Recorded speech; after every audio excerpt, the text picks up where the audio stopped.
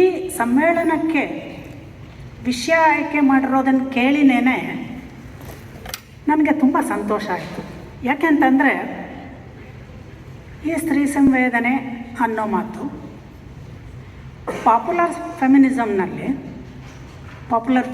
ಅಂತ ಒಂದು ಹೇಳಿದ್ರೆ, ಜನಪ್ರಿಯ ಸ್ತ್ರೀವಾದ ಅಂತ ಹೇಳಿದ್ರೆ, ಅದು ಯಾವ ರೀತಿ ನಡೆಯುತ್ತೆ, ಯಾವ ರೀತಿ ಮಾತುಕತೆಗಳು ನಡೆಯುತ್ತೆ ಅಂತ ಹೇಳಿದ್ರೆ, ಬಹುತೇಕ ಸ್ತ್ರೀವಾದ ಏನು ಹೇಳ್ತಾ ಇದೆಯೋ ಅದಕ್ಕೆ ವಿರುದ್ಧವಾದ ಅರ್ಥಗಳನ್ನು ಪ್ರಸಾರ ಮಾಡೋದರಲ್ಲಿ ಬಹಳ ಇದಾಗ್ತದೆ. ಏನಂತಂದರೆ, ಸ್ತ್ರೀವಾದ ಅಂತಂದರೆ ಮಹಿಳೆಯರ ಪರವಾಗಿ ಮಾತಾಡೋದು, ಮಹಿಳೆಯರನ್ನು ಏನೋ ಉದ್ಧಾರ ಮಾಡ್ತೀವಿ ಅಂತ ಮಾತಾಡೋದು, ಮಹಿಳೆಯರಿಗೆ ಏನೋ ಅವಕಾಶ ಕೊಡ್ತೀವಿ ಅಂತ ಮಾತಾಡೋದು. ಅಂದರೆ ಇಲ್ಲೂ ಕೂಡ ಯಜಮಾನಿಕೆಯ ಬಿಟ್ಟು ಕೊಡಲಾರದಂಥ ಒಂದು ಚಿಂತನೆ. ಇಂಥದ್ದೊಂದು ಯಾರು ಸ್ತ್ರೀವಾದಿಗಳು, ಯಾರ್ಯಾರೆಲ್ಲ ಯುದ್ಧ ಮಾಡಿದ್ರು, ಮನೆ ಚೆನ್ನಾಗಿ ನಡೆಸಿದ್ರು, ಮಕ್ಕಳನ್ನ ಚೆನ್ನಾಗಿ ಸಾಕಿದ್ರು, ಮತ್ತು ದುರ್ಗೆಯ ಹಾಗೆ 16 ಕೈಗಳನ್ನು ಹೊತ್ಕೊಂಡು ಸೂಪರ್ ವುಮನ್ಗಳಾಗಿ ಕೆಲಸ ಮಾಡಿದ್ರು, ಇವರೆಲ್ಲನೂ ಸ್ತ್ರೀವಾದಿಗಳೇ ಅಂತ ಜನಪ್ರಿಯವಾಗಿ ಹರಡಲಾಗ್ತಿದೆ. ಆದರೆ ಈ ಜನಪ್ರಿಯತೆಯ ಮಾತು ಗಂಡಸರದ್ದು ಮಾತ್ರ ಅಲ್ಲ, ಹೆಂಗಸರು ಕೂಡ ಇದನ್ನು ನಂಬಿಕೊಂಡಿದ್ದಾರೆ. ಈ ಸೂಪರ್ ವುಮನ್ ಆದಂತಹ ಹೆಂಗಸು ನಿಜದಲ್ಲಿ ತನ್ನ ಒಳಗನ್ನು ಶೋಧಿಸ್ಕೊಂಡಿದ್ದಾಳ. ಪುರುಷರು ಅವಳನ್ನು ಅರ್ಥ ಮಾಡ್ಕೊಂಡಿದ್ದಾರ ಅನ್ನೋದು ಎರಡನೇ ಮಾತು. ಮೊದಲನೇದು, ಅವಳನ್ನು ಶೋಧಿಸ್ಕೊಂಡಿದ್ದಾಳ. ಇಂಥರ ಪ್ರಶ್ನೆಗಳೆಲ್ಲ ಬಂದಾಗ ಭಾವನೆಗಳು, ಸಂವೇದನೆಗಳು, ಇದನ್ನು ನಾವು ಹೇಗೆ ಡಿಫೈನ್ ಮಾಡ್ಕೋತೀವಿ ಅಂತ. ಭಾವನೆಗಳು, ಸಂವೇದನೆಗಳನ್ನು ನಾವು ಹೇಗೆ ಡಿಫೈನ್ ಮಾಡ್ಕೊಳ್ತಾ ಇದ್ದೀವಿ ಅಂತಂದರೆ, ಸೂಕ್ಷ್ಮ ಭಾವನೆಗಳೆಲ್ಲ ನವಿರಾದ ಭಾವನೆಗಳು ಮತ್ತು ಇನ್ನೊಬ್ಬರಿಗಾಗಿ ಪರಿತಾಪ ಪಡುವ ಎಲ್ಲ ಭಾವನೆಗಳು ಏನೇನೆಲ್ಲ ಬರ್ತದೆ, ಅದಕ್ಕೆ ತಕ್ಕ ಹಾಗೆ ನಮ್ಮ ಬದುಕಿನ ರೀತಿ ನೀತಿಗಳನ್ನು, ವರ್ತನೆಗಳನ್ನು, ಬುದ್ಧಿ ಸಮೇತ ಅದನ್ನು ಪರಿವರ್ತಿಸ್ಕೊಂಡು ನಾವು ಜೀವಿಸ್ತೀವೋ ಅದನ್ನು ಸ್ತ್ರೀ ಸಂವೇದನೆ ಅಂತ ಹೇಳ್ತಾ ಇದ್ದೀವಿ. ಅದಕ್ಕೆ ಬದಲಾಗಿ ಹೆಂಗಸರನ್ನು ರಕ್ಷಿಸುವ, ಪೋಷಿಸುವ ಮತ್ತು ಅವರಿಗೆ ಬೆನ್ನೆಲುಬಾಗಿ ನಿಂತುಕೊಂಡು ಅವರನ್ನು ಮುಂದಕ್ಕೆ ತರ್ತೀವಿ ಅಂತ ಹೇಳುವ ಈ ಎಲ್ಲ ಔದಾರ್ಯಗಳನ್ನು ಹೇಳುವವರನ್ನು ಪುರುಷನ ಸೂಕ್ಷ್ಮ ಸಂವೇದನೆಗಳು ಅಂತ ಹೇಳ್ತೀವಿ. ಇನ್ನು ಒರಟು ಸಂವೇದನೆಗಳ ವಿಚಾರ ಬಿಟ್ಬಿಡಿ, ಅವನು ಕ್ರೂರಿ ಆಗೋದು, ಹಿಂಸೆ ಆಗೋದು, ಇವನ್ನೆಲ್ಲನೂ ಈ ಥರ ಅರ್ಥ ಮಾಡ್ಕೊಳ್ತಾ ಇದ್ದೀವಿ. ಹಾಗಾದರೆ ನಿಜವಾದ ಅರ್ಥದಲ್ಲಿ ಸಂವೇದನೆಗಳು ಅಂದರೆ ಏನು? ಸಂವೇದನೆಗಳು ಅಂತಂದರೆ ನಮ್ಮ ಬದುಕಿನ ಅನುಭವಗಳಿಗೆ ನಮ್ಮಲ್ಲಿ ಕೆಲವು ಭಾವನೆಗಳು ಮೂಡ್ತವೆ. ಆ ಭಾವನೆಗಳು ಅದಕ್ಕೆ ತಕ್ಕ ಹಾಗೆ ನಾವು ಪ್ರತಿಕ್ರಿಯಿಸುವ ಹಾಗೆ ನಮ್ಮ ಬುದ್ಧಿಯನ್ನು ಮತ್ತು ನಮ್ಮ ದೇಹವನ್ನು ಪ್ರಚೋದಿಸ್ತವೆ.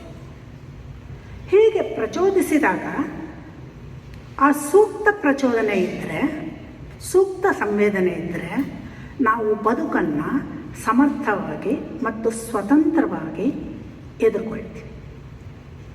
ಹೀಗಲ್ಲದೆ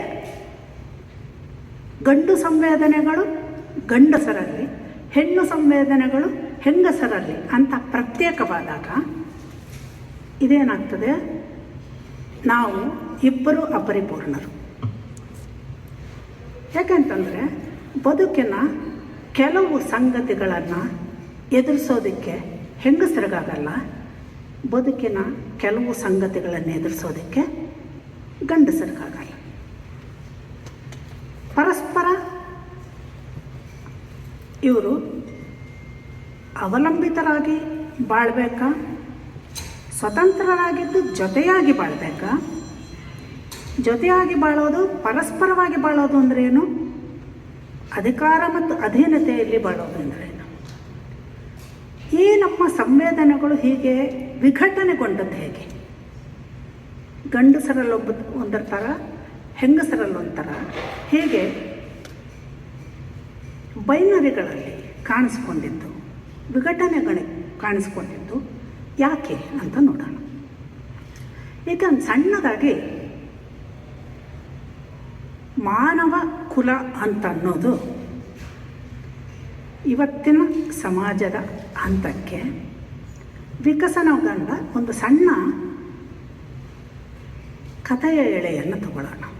ಅದು ವಿವರಗಳಲ್ಲಿ ಹೇಳಕ್ಕೆ ಹೋಗಲ್ಲ ನಾನು. ಕಥೆ ಅಂದರೆ ಯಾತಕ್ಕೆ ಬೇಕಾಗುತ್ತೆ ಇದು ಅಂದರೆ, ಸಂವೇದನೆ ಯಾಕೆ ಓಡಿತ್ತು, ಹೇಗೆ ಓಡಿತ್ತು ಅಂತ ಕೇಳಬೇಕು. ಎಲ್ಲ ಪ್ರಾಣಿಗಳ ಹಾಗೆ ಬೇಟೆಯ ಹಂತದಲ್ಲಿದ್ದಂಥ ಮನುಕುಲ ಸಣ್ಣ ಸಣ್ಣ ಗುಂಪುಗಳಾಗಿ ಮಾಡಿಕೊಂಡು ಆಹಾರಕ್ಕಾಗಿ ಮೇಜರಾಗಿ ಬೇಟೆಯನ್ನು ಅವಲಂಬಿಸಿಕೊಂಡು ತಿರುಗ್ತಾ ಇದ್ದಂಥ ಹಂತ. ಈ ಹಂತದಲ್ಲಿ ಮುಖ್ಯವಾಗಿ ಗಂಡಸರಿಗೆ ಹೆಂಗಸರಿಗೆ ಶ್ರಮದಲ್ಲಾಗಲಿ, ಬೇಟೆ ಆಡೋದರಲ್ಲಾಗಲಿ, ಮತ್ಯಾವುದರಲ್ಲಾಗಲಿ ಯಾವ ವ್ಯತ್ಯಾಸವೂ ಇರಲಿಲ್ಲ. ವ್ಯತ್ಯಾಸ ಇದ್ದಿದ್ದೊಂದರಲ್ಲಿ ಸಂತಾನ ಕ್ರಿಯೆಗೆ ಸಂಬಂಧಿಸಿದ ಹಾಗೆ. ಸಂತಾನ ಹೆಣ್ಣು ದೇಹದಲ್ಲಿ ಮಾತ್ರ ಕಾಣಿಸ್ತಾ ಇದ್ದಿದ್ದು, ಅಂದರೆ ಪ್ರಕಟಗೊಳ್ತಾ ಇದ್ದಿದ್ದು. ಹೀಗಾಗಿ ಬೇಕಾಗಿಯೋ ಬೇಡವಾಗಿಯೋ ಒಂದು ರೀತಿಯ ಭಯಮಿಶ್ರಿತ ಗೌರವ ಹೆಣ್ಣಿನ ಬಗ್ಗೆ ಇತ್ತು. ಇದನ್ನು ಒಂದು ರೀತಿಯಲ್ಲಿ ಸ್ಥೂಲವಾಗಿ ಈಗ ಸದ್ಯಕ್ಕೆ ಮಾತೃಪ್ರಧಾನತೆ ಇದ್ದಂಥ ಒಂದು ಹಂತ ಅಂತ ತಿಳ್ಕೊಳ್ಳೋಣ. ಎರಡನೇ ಹಂತ ಕೃಷಿಗೆ ಬಂದಾಗ, ಕೃಷಿಯ ಶೋಧ ಗೊತ್ತಾದಾಗ ಈ ಮನುಷ್ಯರು ಗುಂಪುಗಳಲ್ಲಿ ಚಲಿಸ್ತಾ ಇದ್ದರಲ್ಲಿ ಒಂದು ಮೇಜರ್ ಆದಂಥ ಒಂದು ವ್ಯತ್ಯಾಸ ಬರಬೇಕಾಯಿತು. ಕೃಷಿ ಅಂದರೆ ಒಂದು ಕಡೆ ನೆಲ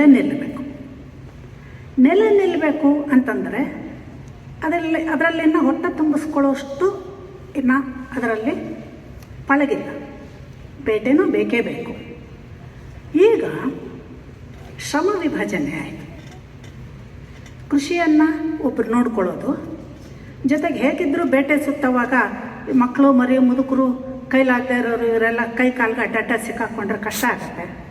ಅವರು ಎಲ್ಲ ಸೇರಿಸಿ ಹೆಂಗಸರು ಒಂದು ಕಡೆ ಇರಲಿ, ಗಂಡಸರು ಮಾತ್ರ ಹೋಗಿ ಬೇಟೆ ಆಡ್ಕೊಂಡು ಬರೋದು ಅಂತ.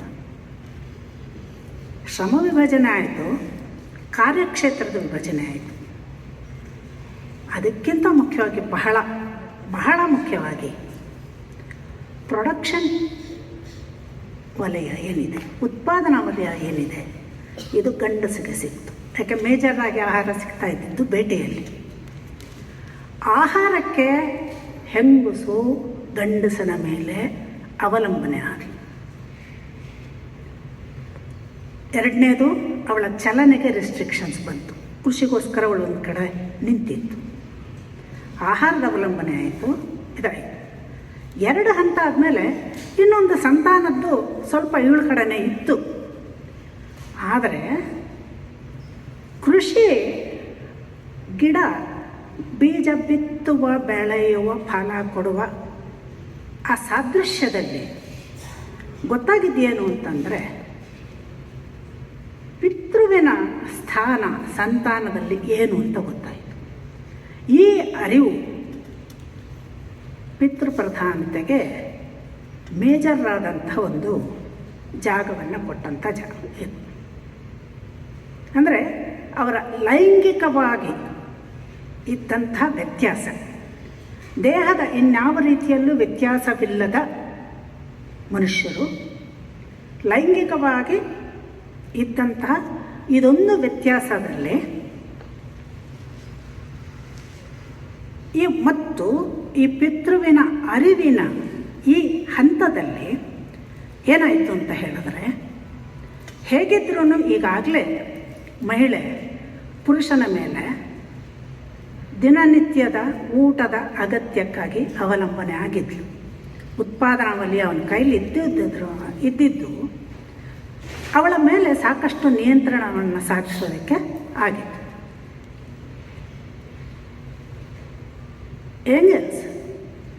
ಏಂಗೆಲ್ಸ್ ಅನ್ನುವ ಚಿಂತಕ,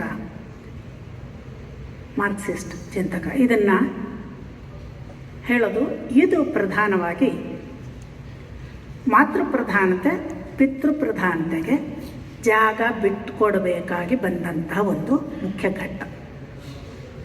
3 ಬಗೆಯ ನಿಯಂತ್ರಣಗಳು ಅವನಿಗೆ ಸಾಧ್ಯ ಆಯಿತು. ಈಗ ಗಂಡಸಿಗೆ ಪಿತೃವಿನ ಸ್ಥಾನ ಗೊತ್ತಾಯಿತು. ಈಗಾಗಲೇ ಪ್ರೊಡಕ್ಷನ್ ವಲಯ ಅವನ ಕೈಯಲ್ಲಿ ಇದ್ದಿದ್ದರಿಂದ ಅವನು ಹೇಳಿದ್ದನ್ನು ಕೇಳಬೇಕಾದ ಸ್ಥಿತಿಯಲ್ಲಿ ಹೆಂಗಸು ಇದ್ಳು. ಈಗ ಅವನು ಲೈಂಗಿಕವಾಗಿ ಅವಳ ಮೇಲೆ ನಿಯಂತ್ರಣವನ್ನು ತರಬೇಕಾದಾಗ ಮೊದಲಿಗೆ ಹೂಡಿದ್ದೇನು ಅಂತ ಹೇಳಿದ್ರೆ, ಅವಳು ಲೈಂಗಿಕವಾಗಿ ಯಾರ ಜೊತೆ ಸಂಬಂಧವನ್ನು ಹೊಂದಬೇಕು, ಯಾರ ಜೊತೆ ಸಂಬಂಧವನ್ನು ಹೊಂದಬಾರ್ದು. ಇದು ವಿವಾಹದ ಮೂಲ. ಅಂದರೆ ಈ ಜೋಡಿಗಳನ್ನು ನಿಷ್ಕರ್ಷೆ ಮಾಡುವಂತಹ ಒಂದು ಘಟ್ಟ. ಇಂಥವ್ರ ಜೊತೆ ಬೆರಿಬೇಕು, ಮಿಕ್ಕವ್ರ ಜೊತೆ ಬೆರಿಬಾರ್ದು. ಅಂದರೆ ಕೃಷಿಯ ಏರಿಯಾನ ಪೂರ್ತಿ ಎಲ್ಲೆಲ್ಲಂದರೆ ಅಲ್ಲಲ್ಲಿ ವ್ಯವಸಾಯ ಮಾಡೋಕ್ಕೆ ಹೋಗೋಕ್ಕಾಗಲ್ವಲ್ಲ, ಅದು ಲಿಮಿಟ್ ಮಾಡ್ಕೋಬೇಕಾಗಿತ್ತು. ಸೊ ಒಬ್ಬೊಬ್ಬರು ಇದನ್ನು ಲಿಮಿಟ್ ಅಂತ ಮಾಡಿಕೊಂಡಾಗ ಖಾಸಗಿ ಆಸ್ತಿ, ಪ್ರೈವೇಟ್ ಪ್ರಾಪರ್ಟಿ. ಸೊ ಈ ಪ್ರೈವೇಟ್ ಪ್ರಾಪರ್ಟಿಯಲ್ಲಿ ಇದ್ದಂತಹ ಹೆಂಗಸರು, ಮಕ್ಕಳು ಎಲ್ಲರೂ ಕೂಡ ಗಂಡಸಿನ ಪ್ರೈವೇಟ್ ಪ್ರಾಪರ್ಟಿ ಆದರು.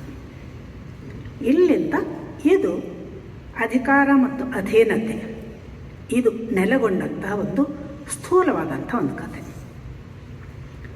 ಆಯಿತು. ಹೆಂಗಸಿಗೆ ಹೇಗಿದ್ದರೂ ದೈಹಿಕ ಸಾಮರ್ಥ್ಯ, ಬೇಟೆಯಾಡುವ ಸಾಮರ್ಥ್ಯ, ಆಹಾರವನ್ನು ಮತ್ತೆ ಗಳಿಸ್ಕೊಳ್ಳುವ ಸಾಮರ್ಥ್ಯ ಎಲ್ಲ ಇತ್ತಲ್ಲ. ಅವಳು ಹೋಗಯ್ಯ ನಿನ್ನ ನಿಯಂತ್ರಣದಲ್ಲಿ ಯಾಕಿರಲಿ, ನನ್ನ ಊಟ ನಾನು ಸಂಪಾದಿಸ್ಕೊಳ್ತೀನಿ, ನೀರು ಅನ್ನೋ ಕಡೆ ನಾನು ಹಾಕಿರಲಿ ಅಂತ ಹೋಗ್ಬಿಡ್ಬೋದಾಗಿತ್ತಲ್ಲ. ಯಾಕೆ ಹೋಗೋಕ್ಕಾಗಲಿಲ್ಲ ಅವಳಿಗೆ? ಈ ಚಾಲೆಂಜನ್ನು ಈ ಗಂಡು ಚಿಂತನೆ ಹೇಗೆ ನಿಭಾಯಿಸ್ತು? ಅದರಿಂದನೇ ಇಲ್ಲಿ ಗಂಡು ಚಿಂತನೆ ಅನ್ನೋದಕ್ಕೆ ಬದಲಾಗಿ ನಾವಿವಾಗ ಮೇಜರಾಗಿ ಬಳಸಬೇಕಾಗಿರೋದು ಪಿತೃಪ್ರಧಾನ ಚಿಂತನೆ ಅಂತ. ಅಂದರೆ ಪಿತೃವಿನ ಅರಿವಿನೊಂದಿಗೆ ಉಂಟಾದಂತಹ ಒಂದು ಲೈಂಗಿಕ ರಾಜಕಾರಣ. ಪಿತೃವಿನ ಅರಿವೇನೇನೆ ಲೈಂಗಿಕತೆಯನ್ನು ಒಂದು ಪೊಲಿಟಿಕಲ್ ಟೂಲ್ ಆಗಿ ಮಾಡಿಕೊಳ್ತು. ಈ ಪೊಲಿಟಿಕಲ್ ಟೂಲ್ ಆಯ್ತಲ್ಲ, ಈ ಪೊಲಿಟಿಕಲ್ ಟೂಲ್ ಆದಮೇಲೆ ಈ ಪೊಲಿಟಿಕಲ್ ಟೂಲ್ನ ಆತ ಹೇಗೆಲ್ಲ ಬಳಸ್ತಾ ಹೋದ ಅನ್ನೋದೇನೆ ನಮ್ಮದು 24 ಈ ದಿನದಲ್ಲಿ ನಾವು ನಿಂತಿದ್ದೀವಲ್ಲ, ನಮ್ಮೆಲ್ಲರ ಚರಿತ್ರೆಯ ಮೂಲ ಅಲ್ಲೇನೇ ಇದೆ. ಆ ರಾಜಕಾರಣನೇ ಬೇರೆ ಬೇರೆ ಇದರಲ್ಲಿ ಇದಾಗ್ತದೆ. ಇದನ್ನು ಸ್ತ್ರೀವಾದಿ ಕೇಟ್ ಮಿಲೆಟ್ಟು ಸೆಕ್ಷುವಲ್ ಪಾಲಿಟಿಕ್ಸ್ ಅಂತ ಕರೆದ್ರೆ, ಬೆಲ್ಲುಕ್ಸ್ ಇದನ್ನು ಲೈಂಗಿಕತಾವಾದಿ ಪಾಲಿಟಿಕ್ಸ್ ಅಂತ ಕರೀತಾರೆ. ಇನ್ನೂ ಸ್ಪೆಸಿಫಿಕ್ ಆಗಿ ಇದಂದರೆ ಸೆಕ್ಷುವಲ್ ಪಾಲಿಟಿಕ್ಸ್ ಅಂತಂದರೆ ಬರೀ ಲೈಂಗಿಕತೆಗೆ ಸಂಬಂಧಿಸಿದಷ್ಟೇ ಅಲ್ಲ, ಅಂದರೆ ಆ ಲೈಂಗಿಕ ಸಂಬಂಧಗಳಿಗೆ ಸಂಬಂಧಿಸಿದಷ್ಟೇ ಅಲ್ಲ, ಅದು ವಿಸ್ತರಿಸಿಕೊಂಡು ನಮ್ಮ ಆರ್ಥಿಕ, ವ್ಯಾವಹಾರಿಕ, ಮಾನಸಿಕ, ಬೌದ್ಧಿಕ ಎಲ್ಲ ಸಾಮರ್ಥ್ಯಗಳನ್ನು ಕೂಡ ನಿಯಂತ್ರಿಸುವಂತಹ ಒಂದು ಇದಕ್ಕೆ ಹಂತಕ್ಕೆ ಹೋಗ್ತದೆ. ಇದನ್ನು ಸೆಕ್ಸಿಸ್ಟ್ ಪಾಲಿಟಿಕ್ಸ್ ಅಂತ ಕೂಡ ಆಕೆ ಕರೀತಾರೆ. ಇರಲಿ, ಈ ವಿವರಗಳಿಗೆ ಹೆಚ್ಚಿಗೆ ಹೋಗೋದಕ್ಕೆ ಬೇಡ.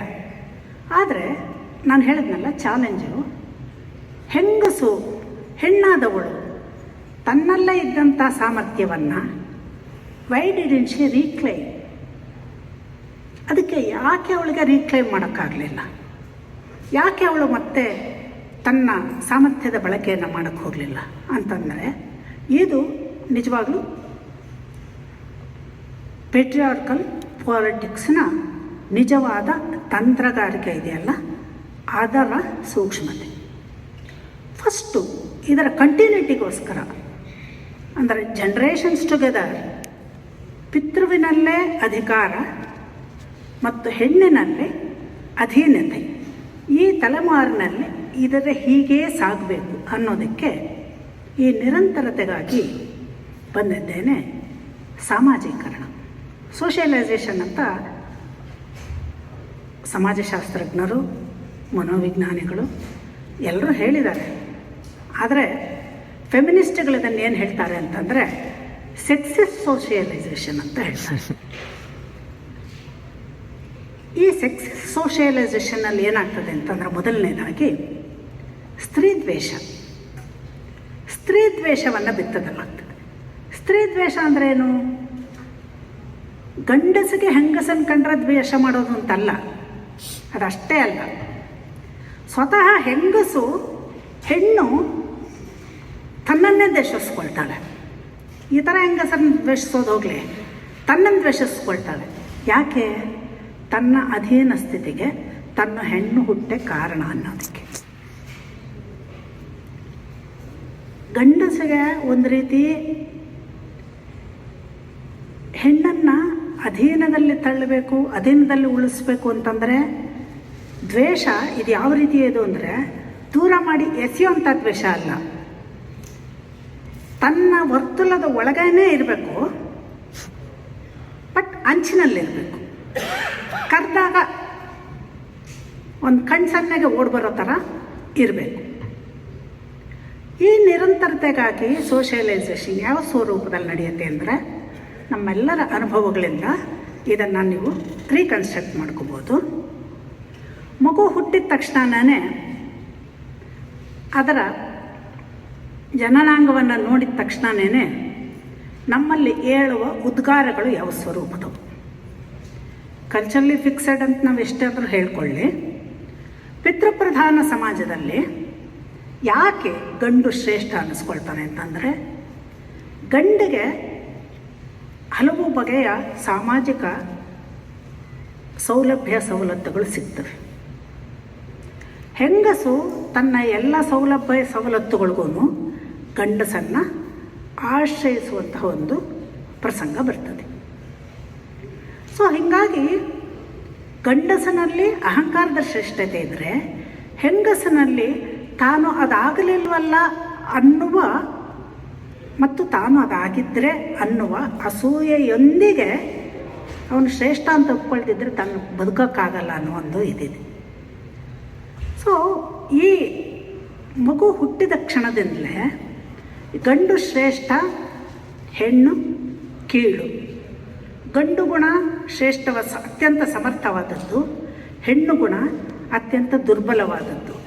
ಈ ಬಗೆಯ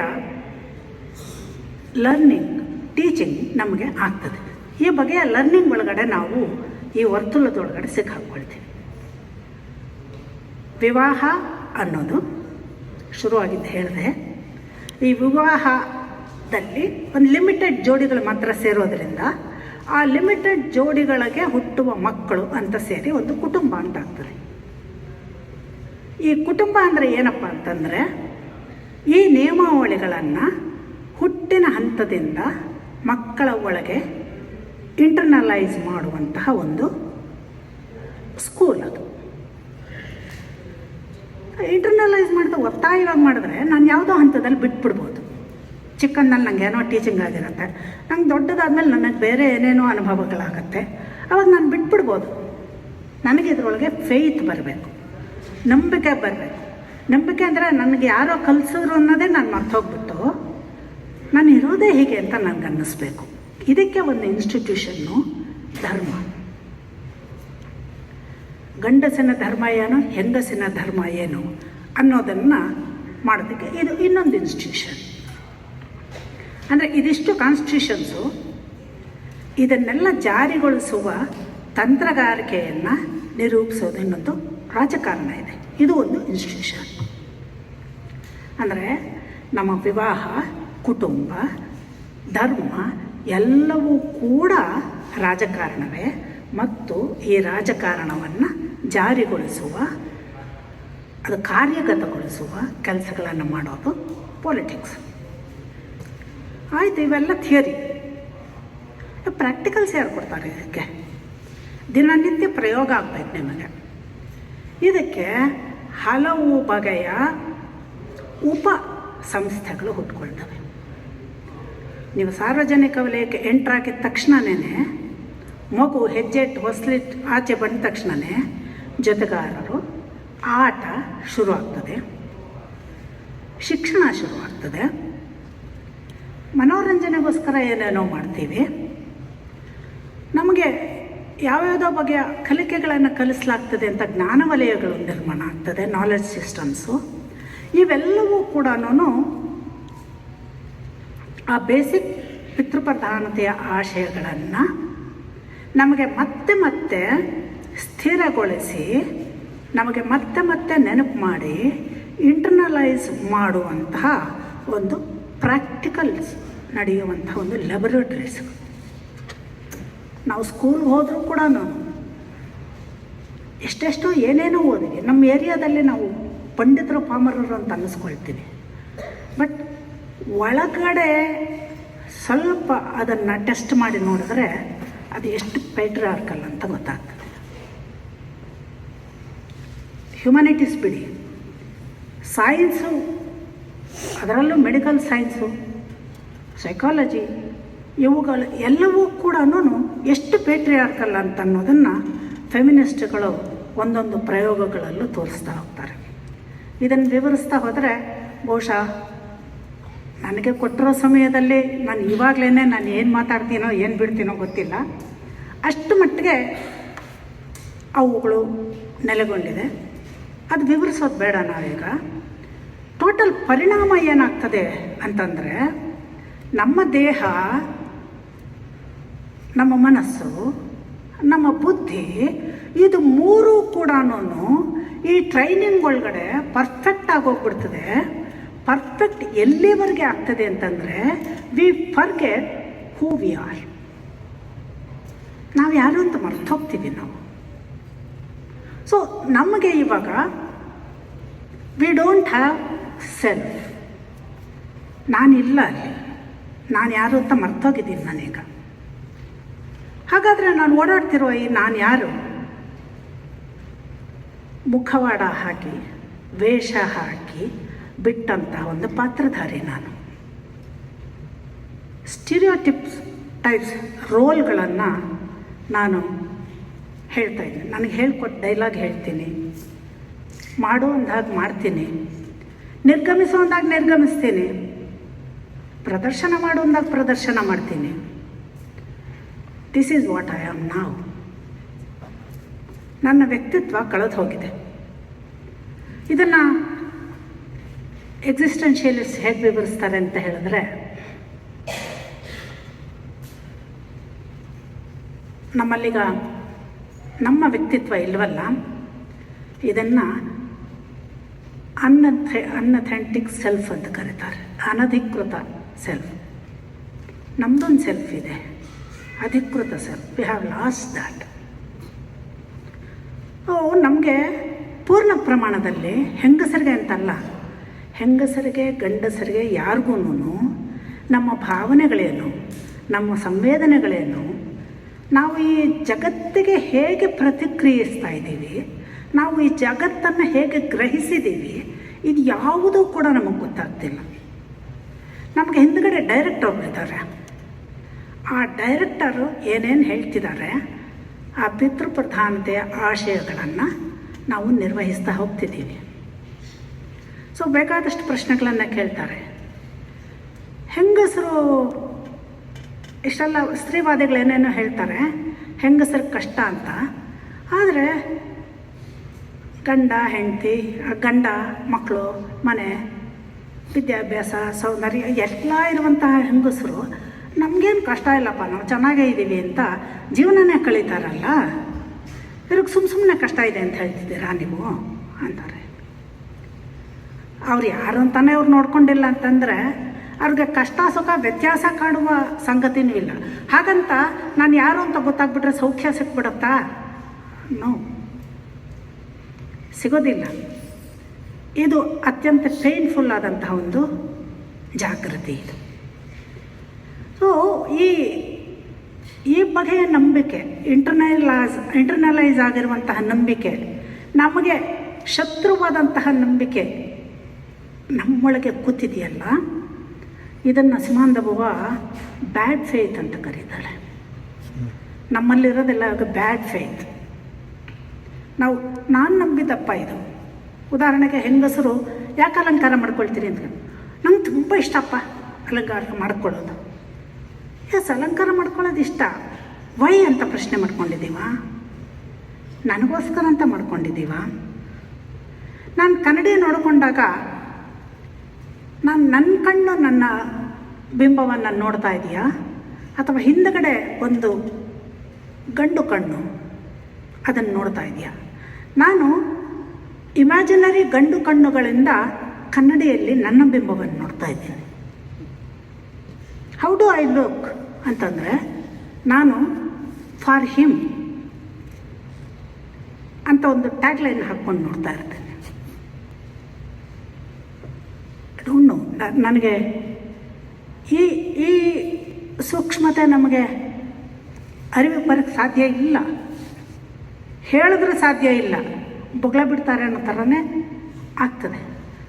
ನಾನು ಯಾರಿಗೋಸ್ಕರ ಅಡುಗೆ ಮಾಡ್ತೀನಿ, ಯಾರಿಗೋಸ್ಕರ ಮಕ್ಕಳನ್ನು ಸಾಕುವಾಗ ಹೆರೋದೇನೋ ನನ್ನ ದೇಹಕ್ಕೆ ಅನಿವಾರ್ಯವಾದಂತಹ ಒಂದು ಜವಾಬ್ದಾರಿ. ಸಾಕೋದು ಕೂಡ ಅದ್ರ ಜೊತೆ ಯಾಕೆ ಟ್ಯಾಗ್ ಆಗುತ್ತೆ, ನಂದೊಬ್ಬಳದೆ ಅಂತ ಯಾಕೆ ಟ್ಯಾಗ್ ಆಗುತ್ತೆ? ಇದನ್ನೆಲ್ಲ ನಾವು ಯಾವತ್ತೂ ಯೋಚನೆ ಮಾಡೋದಿಲ್ಲ. ಇದನ್ನು ವಿಸ್ತರಿಸ್ತಾ ಹೋದರೆ ನಾನು ಬಹುಶಃ ಇದನ್ನೇ ಮಾತಾಡ್ತಾ ಕೂತ್ಕೊಂಡ್ಬಿಡ್ತೀನಿ. ಬೇಡ, ಇದನ್ನು ಇಲ್ಲಿಗೆ ಬಿಟ್ಬಿಡೋಣ.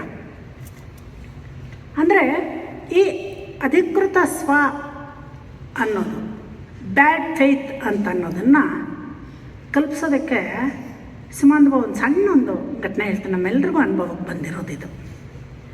ನಾನು ಅದನ್ನು ಒಂದು ಸಣ್ಣದಾಗೊಂದು ಇದಕ್ಕೋಸ್ಕರ ಹೇಳ್ತೀನಿ ಅಷ್ಟೆ. ಏನಂದರೆ, ಒಬ್ಬ ರೋಗಿಷ್ಠ ಗಂಡ, ಅವನ ಸೇವೆ ಮಾಡ್ತಿರುವಂಥ ಹೆಂಡತಿ, ದೀರ್ಘಕಾಲ ಅವನು ಆಲ್ಮೋಸ್ಟ್ ಡೆತ್ ಬೆಡ್ಡಲ್ಲಿದ್ದಾನೆ. ಅವಳು ಯಾವ ಕ್ಷಣದಲ್ಲೂ ಬೇಜಾರು ಮಾಡ್ಕೊಂಡಿದ್ದಿಲ್ಲ. ಅದೆಷ್ಟು ಕಷ್ಟ ನಷ್ಟ ಏನೇನು ಅನುಭವಿಸಿದ್ಲೋ ಗೊತ್ತಿಲ್ಲ. ಅಷ್ಟೆಲ್ಲ ಅನುಭವಿಸೋವಾಗ್ಲೂ ನನಗೆ ಕಷ್ಟ ಆಯ್ತಪ್ಪ ಅಂತ ಅವಳು ಅಂದ್ಕೊಳ್ತಿಲ್ಲ. ನನ್ನದು ಕರ್ತವ್ಯ ಅಂತ ಅವಳು ಮಾಡ್ತಿದ್ದಾಳೆ, ಯಾವ ಪ್ರಾಮಾಣಿಕವಾಗಿ ಮಾಡ್ತಿದ್ದಾಳೆ. ಒಂದು ದಿವಸ ಆತ ಕೊನೆಗೂ ಸತ್ತೇ ಹೋದ. ಈ ಕ್ಷಣದಲ್ಲಿ ಅವಳ ಸಂವೇದನೆ, ಅವಳ ಫೀಲ್, ವಾಟ್ ಈಸ್ ದ್ಯಾಟ್? ಒಂದು ವೇಳೆ ಅವಳಿಗೆ ಆ ಕ್ಷಣದಲ್ಲಿ ಅಳು ಬರದೆ ಹೋದರೆ,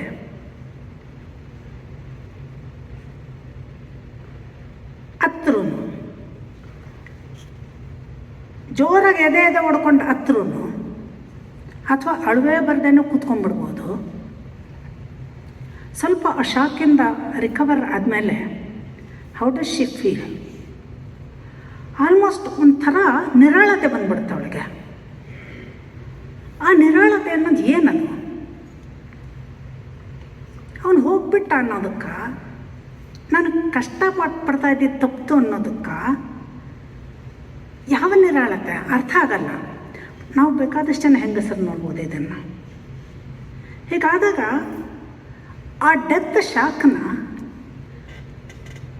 ಓವರ್ಕಮ್ ಮಾಡುವಾಗ ಏನಾಗ್ತದೆ, ಹೆಂಗಸರಿಗೆ ವಿಶೇಷವಾಗಿ ಅದೊಂದು ಬಗೆಯ ನಿರಾಳತೆ ಬರ್ತದೆ. ಅವಳು ಡ್ಯೂಟಿ ಅಂತ ಮಾಡ್ತಾ ಇದ್ಲ ಅದನ್ನು, ಅಥವಾ ಪ್ರೀತಿ ಅಂತ ಮಾಡ್ತಾ ಇದ್ಲ, ಅಥವಾ ಹೀಗೆ ಮಾಡದೆ ಹೋದರೆ ಯಾರೇನು ಅಂದಾರು ಅಂತ ಮಾಡ್ತಿದ್ಲ, ಗೊತ್ತಿಲ್ಲ. ಅವಳಿಗೂ ಗೊತ್ತಿಲ್ಲ. ಬಟ್ ನಿರಾಳತೆ ಬಂದಿದ್ದು ನಿಜ. ಸೊ ಈ ಅಧಿಕೃತ ಸ್ವ, ನನ್ನ ಸೆಲ್ಫನ್ನು ಹೌ ಡು ಐ ರೀಕ್ಲೈಮ್, ಅದನ್ನು ಮರುಗಳಿಕೆ ಮಾಡೋದು ಹೇಗೆ ಅನ್ನೋದು. ಬಹುಶಃ ನಾನಿದು ಮಾತಾಡ್ತಿದ್ರೆ ಸ್ತ್ರೀ ಸಂವೇದನೆ ಅಂತ ವಿಷಯ ಕೊಟ್ಟಿರೋದ್ರಿಂದಾಗಿ ಹೆಣ್ಣು ಹೆಣ್ಣು ಅಂತ ಪ್ರಸ್ತಾಪಿಸ್ತಿದ್ರು ಕೂಡ ಆ ಎಲ್ಲ ಕ್ಷಣಗಳಲ್ಲೂ ಗಂಡು ತನ್ನನ್ನು ಇಟ್ಕೊಂಡು ನೋಡ್ಬೋದು. ಅದಕ್ಕೆ ಒಂದು ಹಿನ್ನೆಲೆ ಕೊಡಬಹುದಾದ್ರಂದರೆ, ಅಧಿಕಾರ ಅಂತ ಅವನಿಗೆ ಪ್ರಾಪ್ತವಾಗಿರೋದು ಅವನು ಬಯಸಿ ಬಂದಿದ್ದಲ್ಲ. ಪಿತೃಪ್ರಧಾನತೆಯ ಆಶಯಗಳು, ಅಧಿಕಾರ ಮತ್ತು ಅಧೀನತೆಯ ಅನ್ನುವ ಆ ಈಕ್ವೇಷನ್ನು ನಿರಂತರವಾಗಿ ಇರಬೇಕಾದ್ರೆ ಗಂಡಸಿನ ಮನಸ್ಸಿನಲ್ಲೂ ಕೂಡ ತಲೆತಲಾಂತರಗಳಲ್ಲಿ ಇದು ನೆಲೆಗೊಳ್ಳಬೇಕು. ಗಂಡಸರು ಅಂದರೆ ಹೀಗಿರಬೇಕು. ಗಂಡಸರು ಅಂದರೆ ಭಾವನೆಗಳನ್ನು ಯೋಚನೆ ಮಾಡಿದ್ರೆ ಅವರು ವೀಕ್ ಆಗಿಬಿಡ್ತಾರೆ. ಅದೇನಿದ್ರೆ ಹೆಂಗಸರ ಕೆಲಸ ಅಂದರೆ ಅವರು ಭಾವನೆಗಳನ್ನು ವ್ಯಕ್ತಪಡಿಸೋದು ಗಂಡಸರಿಗೆ ನಿಷಿದ್ಧ ಅನ್ನೋದರ ಭಾರ ಇದೆಯಲ್ಲ, ಮತ್ತು ಈ ತಾನು ಪುರುಷ ಅನ್ನೋದನ್ನು ಹೀಗೇ ತೋರಿಸ್ಬೇಕು ಅಂತ, ಆಕ್ರಮಣ ಮಾಡಿನೇ ತೋರಿಸ್ಬೇಕು. ಈವನ್ ಲೈಂಗಿಕ ಸಂಬಂಧಗಳ ಸಮಯದಲ್ಲೂ ಕೂಡ ನಾನು ಅಧಿಕಾರಿ, ನಾನು ಮೇಲು ಶ್ರೇಷ್ಠ ಅನ್ನೋದನ್ನು ಬಿಟ್ಟುಕೊಡದೆ ವರ್ತಿಸಬೇಕು ಅನ್ನೋದು ಇಟ್ಸ್ ಎ ಗ್ರೇಟ್ ಪ್ರೆಷರ್. ಈ ಪ್ರೆಷರನ್ನು ನಿಭಾಯಿಸದೆ ಹೋದರೆ ಸಾಮಾಜಿಕವಾಗಿ ಅವನಿಗೆ ನೀನು ಒಬ್ಬ ಗಂಡಸ ಅಂತ ಕೇಳು. ಇದರಂತಹ ಒಂದು ಪೆಟ್ಟನ್ನು, ಈ ಪ್ರಶ್ನೆಯಂತಹ ಪೆಟ್ಟನ್ನು ಇನ್ನು ಯಾವುದರಿಂದಲೂ ಅನುಭವಿಸಲ್ಲ ಗಂಡಸು. ಈ ಪ್ರೆಷರನ್ನು ಒಳಗಡೆ ಇಟ್ಕೊಂಡು ಆತ ಬದುಕ್ತಿದ್ದಾನೆ. ಆತನಿಗೂ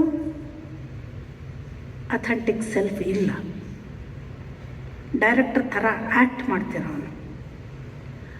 ಆತ ಕೂಡ ತನ್ನ ಸಂವೇದನೆಗಳನ್ನು, ತನ್ನ ಸೆಲ್ಫನ್ನು ಹುಡುಕೊಳ್ಬೇಕಾಗ್ತದೆ. ಹೀಗೆ ಹುಡುಕೊಳ್ಳೋದು ಹೇಗೆ ಸಾಧ್ಯ? First love your self, find your self.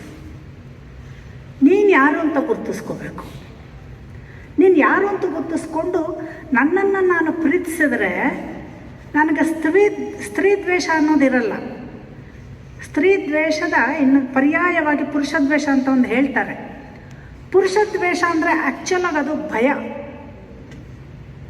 ವಾಸ್ತವವಾಗಿ ಅವಳಿಗೆ ದ್ವೇಷ ಮಾಡುವ ತಾಕತ್ತಿಲ್ಲ, ಆಗಲ್ಲ. ಅವಳಿಗೆ ಅಧೀನದಲ್ಲಿರೋವಳಿಗೆ ಆಗೋದಿಲ್ಲ. ಸೊ ಒಂದು ರೀತಿಯ ಭಯ ಮಿಶ್ರಿತವಾದಂತಹ ಒಂದು ಕೋಪ. ಈ ಮಿಸೋಗಿನಿ ಅನ್ನೋದು ಗಂಡಸಿನ ಪ್ರಾಬ್ಲಮ್ ಅಲ್ಲ, ಹೆಂಗಸಿನ ಪ್ರಾಬ್ಲಮ್ ಮಾತ್ರ ಅಲ್ಲ, ಮತ್ತು ಇವೆರಡಕ್ಕೂ ಭಿನ್ನವಾದ ಲೈಂಗಿಕತೆಗಳ ಇರುವ ವ್ಯಕ್ತಿಗಳಲ್ಲೂ ಕೂಡ ಇದೇ ಭಯ. ಸೊ ಆ ವಿವರಗಳ ಚರ್ಚೆಗಳಿಗೆ ಹೋಗೋದಕ್ಕೆ ಇಲ್ಲಿ ಅವಕಾಶ ಇಲ್ಲ. ಇರಲಿ. ಹಾಗಾದರೆ how do we reclaim ourselves? ಇದಕ್ಕೆ ನಮ್ಮ ಲೋಕಗ್ರಹಿಕೆಯ ಒಂದು ವಿಧಾನ ಇದೆಯಲ್ಲ, ಇದು ಬದಲ್ಗೊಳ್ಳಬೇಕು. ಈ ಲೋಕಗ್ರಹಿಕೆಯ ವಿಧಾನ ಯಾವುದು ಸುಲಭ ಅನ್ನೋದಕ್ಕೆ ಸ್ತ್ರೀವಾದಿಗಳು ಒಂದು ಪ್ರಯೋಗವನ್ನು ಹೇಳ್ತಾರೆ, ಸ್ಟ್ಯಾಂಡ್ ಪಾಯಿಂಟ್ ವ್ಯೂ ಅಂತ. ಅಂದರೆ ನೀನು ನಿಂತ ನೆಲೆಯಲ್ಲಿ ಲೋಕವನ್ನು ಗ್ರಹಿಸು ಅಂತ. ಲೋಕವನ್ನು ಗ್ರಹಿಸಿದಾಗ ನಿನಗೆ ಏನೇನಾಗ್ತಿದೆ ಅಂತ ನೋಡೋದು. ಲೋಕವನ್ನು ಗ್ರಹಿಸೋದು ಅಂತಂದರೆ ಏನೇನಾಗ್ತಿದೆ ಅಂತ ನೋಡೋದು. ಹೆಂಗಸಿಗೆ ತಾನು ಅಧೀನ ನೆಲೆಯಲ್ಲಿ ಇರುವುದರಿಂದ ಪುರುಷನ ಪ್ರತಿಕ್ರಿಯೆಗಳು, ನಾನು ಹೀಗೆ ವರ್ತಿಸಿದರೆ ಅವನ ಪ್ರತಿಕ್ರಿಯೆ ಏನಾಗಬಹುದು ಅಂತ ಕಲ್ಪಿಸ್ಕೊಂಡೇ ವರ್ತಿಸ್ಬೇಕಾಗತ್ತವಳು ಅಧೀನ ನೆಲೆಯಲ್ಲಿ ಇರೋದರಿಂದಾಗಿ. ಗಂಡಸಿಗೆ ಈ ಒತ್ತಡ ಇಲ್ಲ. ಹೆಣ್ಣು ಇದಕ್ಕೆ ಏನು ಪ್ರತಿಕ್ರಿಯಿಸ್ತಾಳೆ ಅನ್ನುವ ಒತ್ತಡವಿಲ್ಲದೆ ಗ್ರಹಿಸ್ತಾನೆ. ಈಗ ಆತ ಕೆಳಗೆ ಕೂಡ ನೋಡಿ ಗ್ರಹಿಸೋದಕ್ಕೆ ಶುರು ಮಾಡಬೇಕು. ಏಕೆ ಮೇಲೆ ಮಾತ್ರ ಅಲ್ಲದೆ ತನ್ನ ಸುತ್ತಲದಲ್ಲೂ ಕೂಡ ನೋಡಿ ಗ್ರಹಿಸಬೇಕು. ಅಂದರೆ ಇದು ನನ್ನ ಲೋಕಗ್ರಹಿಕೆ. ಇದು ನನ್ನ ಲೋಕಗ್ರಹಿಕೆಯಿಂದಾಗಿ ನನಗೇನಾಗ್ತದೆ ಅಂತಂದರೆ ಸ್ವಪ್ರೀತಿ ಉಂಟಾಗ್ತದೆ, ಸ್ವಜಾಗೃತಿ ಉಂಟಾಗ್ತದೆ. ಹೀಗೆ ಉಂಟಾದಾಗ ನಾನು ಗಂಡಸಿನ ಜೊತೆಗೆ ಸಂಬಂಧವನ್ನು ಯಾವ ಬಗೆಯದಾಗಿ ನಿರ್ವಹಿಸಬೇಕು ಅನ್ನೋದು ನನಗೆ ಗೊತ್ತಾಗ್ತದೆ. ನನ್ನನ್ನು ನಾನು ಪ್ರೀತಿಸದೆ ಇನ್ನೊಬ್ಬರನ್ನು ಪ್ರೀತಿಸೋದಕ್ಕೆ ಸಾಧ್ಯ ಆಗೋದಿಲ್ಲ. ಇದು ನಾವು ಅಂದ್ಕೋಬೇಕಾಗಿರೋದು. ಯಾಕಂತಂದರೆ ಹೆಂಗಸರು ಹೇಳ್ತಾರೆ, ಗಂಡಸರು ಹೇಳ್ತಾರೆ, ತುಂಬ ಒಳ್ಳೆ ಗಂಡಸರು ಅಂತ ಇದ್ದಾರಲ್ಲ, ಅವರು ಹೇಳ್ತಾರೆ ಏನು ಅಂತಂದರೆ, ನಾನು ಏನಾದರೂ ಪರವಾಗಿಲ್ಲಪ್ಪ, ನನ್ನ ಹೆಂಡತಿ ಮಕ್ಕಳು ಚೆನ್ನಾಗಿರಬೇಕು. ಆಕೆ ಹೇಳ್ತಾಳೆ, ನಾನು ಏನಾದರೂ ಪರವಾಗಿಲ್ಲಪ್ಪ, ನಾನು ಅಂದರೆ ಬೇಕಾದಷ್ಟು ಕನ್ನಡ ಸಿನಿಮಾಗಳಲ್ಲಂತೂ ತೋರಿಸ್ತಾರೆ, ಅವಳ ಪಾತ್ರೆ ಎಲ್ಲ ಬಳದು ಊಟಗಳೆಲ್ಲ ಬಡಿಸ್ಬಿಟ್ರು ಕೂಡ ಅವಳಿಗೇನು ಇಲ್ಲ ಅಂದ್ರೂ ಹೊಸ ಪಾತ್ರೆ ನೀರು ಕುಡ್ಕೊಂಡು ಇದ್ಬಿಡ್ತಾಳಂತೆ. ವೈ ಹೌ ಅನ್ನೋದಕ್ಕಿಂತ ವೈ. ಸೊ ಈ ಪ್ರಶ್ನೆಗಳನ್ನು ನಾನು ಎತ್ಕೊಳ್ಳೋಕ್ಕೆ ಸಾಧ್ಯ ಆಗ್ತದೆ. ನಾನು ಸಂಬಂಧಗಳನ್ನು ಪೊಲಿಟಿಕಲ್ ಆಯಾಮದಿಂದ ಹೊರಗಿಟ್ಟು ಗ್ರಹಿಸೋದಕ್ಕೆ ನನಗೆ ಸಾಧ್ಯ ಆಗ್ತದೆ. ಈ ಲೋಕಗ್ರಹಿಕೆಯ ವಿಚಾರ ವ್ಯಕ್ತಿಗಳಿಗೆ ಸಾಧ್ಯನಾ?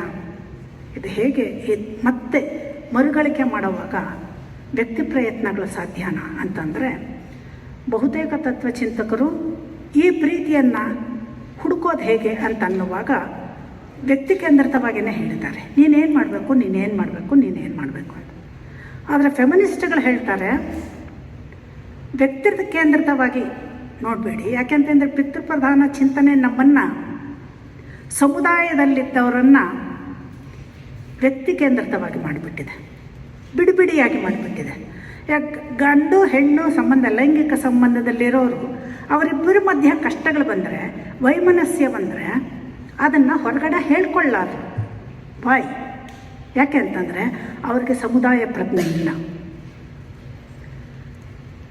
ಅವರು ಸಮಷ್ಟಿಯಿಂದ ಬೇರ್ಪಡೆ ಆಗಿಬಿಟ್ಟಿದ್ದಾರೆ, ಬೇರ್ಪಡೆಯಾಗಿ ಏಕಾಂಗಿಗಳಾಗ್ಬಿಟ್ಟಿದ್ದಾರೆ. ನಾವಿವಾಗ ಸಮುದಾಯಕ್ಕೆ ವಾಪಸ್ಸಾಗಬೇಕು. ಸಮುದಾಯಕ್ಕೆ ವಾಪಸ್ಸಾಗೋದು ಅಂದ್ರೇನು?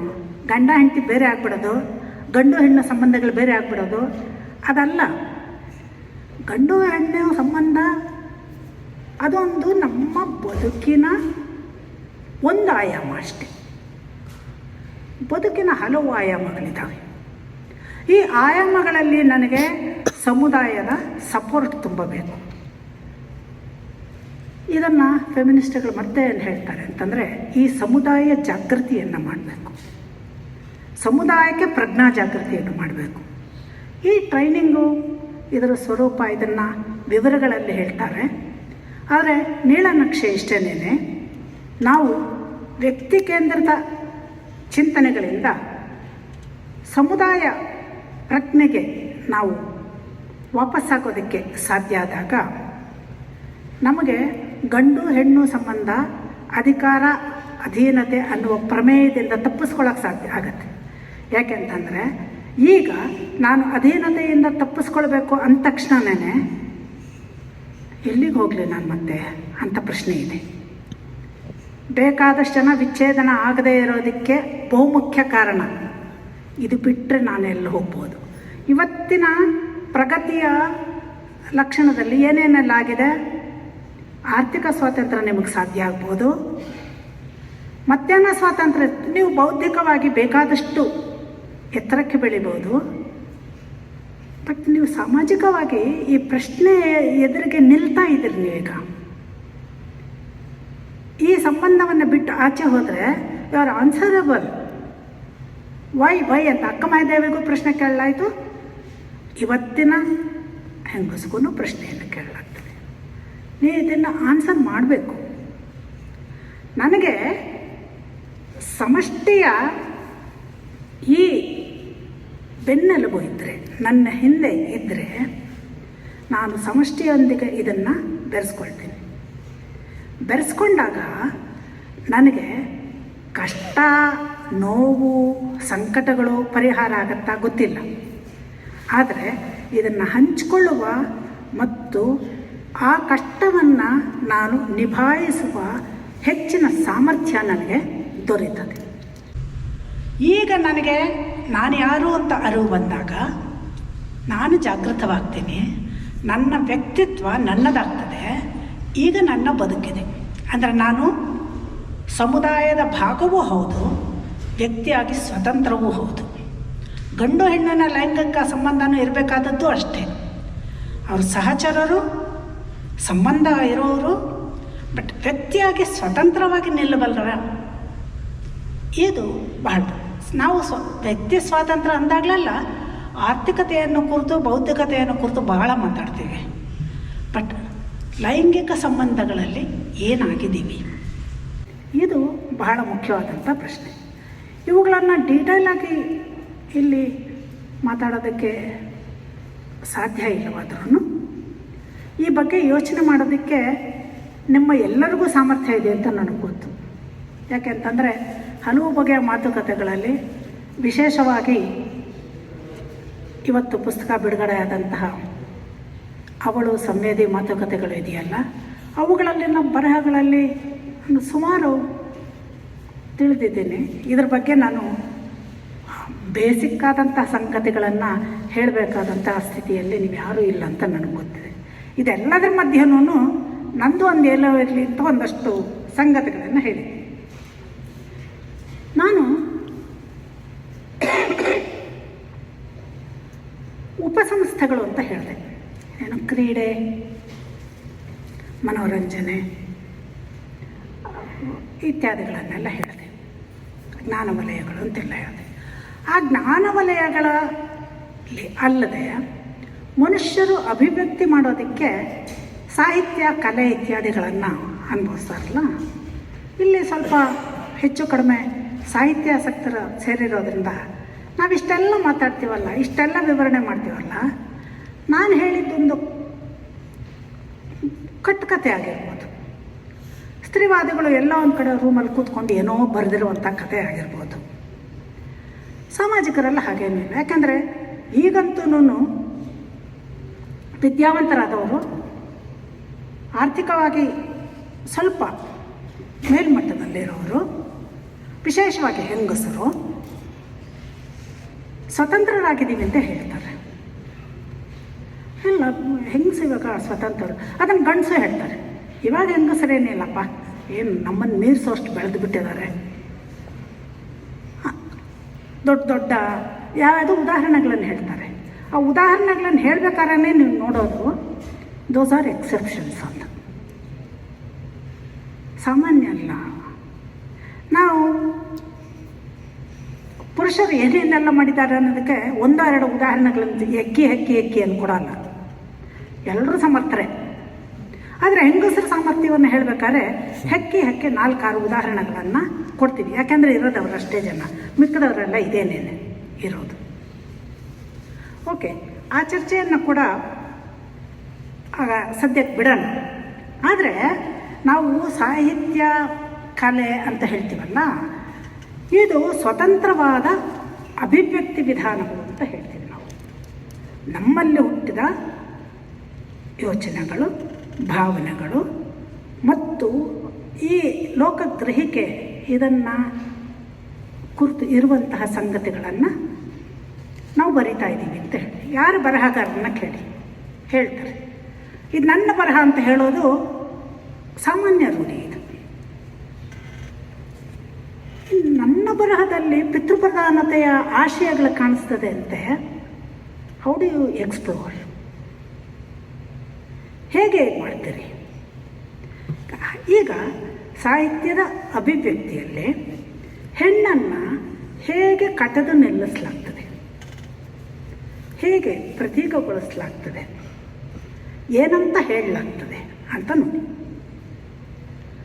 ಸಾಧಾರಣವಾಗಿ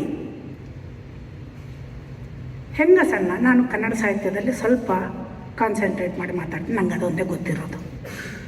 ಅದು ಗೊತ್ತಿಲ್ಲ, ಸಾಹಿತ್ಯ ಸ್ವಲ್ಪ ವಿವರಗಳಲ್ಲಿ ಓದಿ ಅಭ್ಯಾಸನೇ ತಪ್ಪು ಹೋಗ್ತಾ ಇದೆ.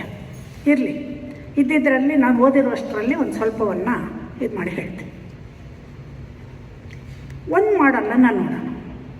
ನಾನು ಪಿತೃಪ್ರಧಾನದ ಆಶಯಗಳು ಏನೇನಿದೆ ಅಂತ ಹೇಳಿದ್ನಲ್ಲ, ಅದರ ಹಿನ್ನೆಲೆಯಲ್ಲಿ ಗ್ರಹಿಸ್ಕೊಳ್ತಾ ಹೋಗಬೇಕು. ಒಂದು ಮಾಡಲ್ಲ ಕಾಮನ್ನು ಗೌರಿ ಅಥವಾ ಕಾಳಿ ಅಂತ. ಯಾರು ಗೌರಿ ಅಂದರೆ, ಯಾರು ಕಾಳಿ ಅಂದರೆ? ಸೌಮ್ಯ ಗುಣಗಳು ಗೌರಿ, ಸ್ವಲ್ಪ ಆರ್ಭಟಿಸುವ, ಕ್ರೂರ, ಹಿಂಸೆ ಅಂತ ಕಾಣುವಂತಹ, ಸಾಯಿಸೋದು, ಕೊಲ್ಲೋದು, ಏರ್ ಬರೋದು, ಇಂಥದ್ದೆಲ್ಲ ಮಾಡುವ ಕಾಳಿ. ಗೌರಿ ಆಗಲಿ ಕಾಳಿ ಆಗಲಿ ಅವರ ವರ್ತನೆಗಳು ಹೇಗೆ ವರ್ತಿಸ್ತವೆ, ಏನಕ್ಕೋಸ್ಕರ ಅವರು ಗೌರಿ ಆಗ್ತಾರೆ. ಏನಕ್ಕೋಸ್ಕರ ಅವರು ಕಾಳಿ ಆಗ್ತಾರೆ? ಎರಡೂ ಗಂಡಿಗೋಸ್ಕರನೇ. ಅಂದರೆ ಹೆಣ್ಣಿನ ಬದುಕು ಅಂತಂದರೆ ಗ್ರಹಿಕೆ ಗಂಡಿಗೆ ಅವಳು ಹಿತವೋ ಅಹಿತವೋ, ಗಂಡಿಗೆ ಅದು ಒಪ್ಪಿಗೆ ಆಗತ್ತೋ ಒಪ್ಪಿಗೆ ಆಗಲ್ಲ, ಇದಿಷ್ಟೇ. ಅದರ ಆಚೆ ಅವಳೇನು ಯಾವತ್ತೂ ಶೋಧ ಇಲ್ಲ. ಗಂಡಸಿಗೆ ಅವಳೇನು, ಅವಳ ಹಿತವೋ ಅಹಿತವೋ. ಹಿತವಾಗಿದ್ದರೆ ಗೌರಿ, ಅವಳು ಇದಿದ್ದರೆ ಹಿತವಾಗಿಲ್ಲ ಅಂತಂದರೆ ಅವಳು ಕಾಳಿ ಆಗ್ತಾಳೆ. ಅವಳೊಂದು ರೀತಿ ವಿಲನ್ನು ಸಾಹಿತ್ಯದ ಕೃತಿಗಳಲ್ಲಿ. ಯಾಕೆ ಅಂತಂದರೆ ಅವಳು ಗಂಡಸು ಮಾಡೋ ಅಷ್ಟೇ ಕೆಲಸ ಮಾಡ್ತಾಳೆ. ಆಕ್ರಮಣ ಮಾಡೋದು, ಕ್ರೌರ್ಯ ತೋರಿಸೋದು, ನಾನು ನಿನ್ನ ಮಾತು ಕೇಳಲ್ಲ ಅನ್ನೋದು, ಈ ಥರ ಕೆಲಸಗಳನ್ನು ಮಾಡ್ತಾಳೆ. ಇದಿಷ್ಟೇ ಎರಡಕ್ಕೂ ಇರೋ ವ್ಯತ್ಯಾಸ. ಅಂದರೆ ಈಗ